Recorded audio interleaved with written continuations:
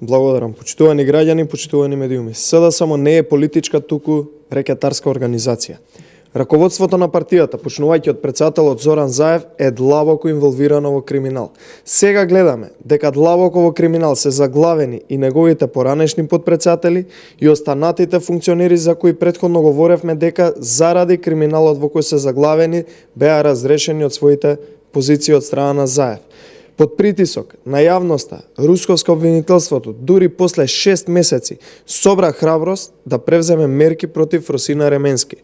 Отворено се сомневаме дека целиот овој период истрагата се разлекуваше само за да се избришат трагите кои водат до нејзиниот претпоставен главата на октоподот, тоа е Зоран Заев.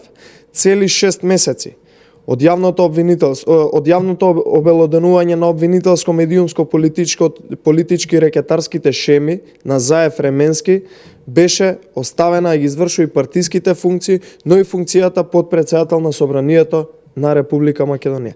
Цели 6 месеци на Ременски беше оставена можност да влијае и на сведоците, и на истрагата, и на сите други процеси во државата, практично да оценува со својата позиција.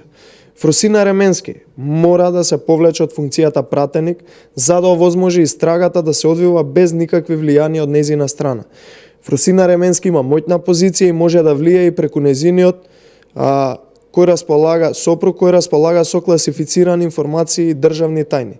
Сите видовме дека сопругот на Росина Ременски, дури и преку Facebook, се закануваше со апсења.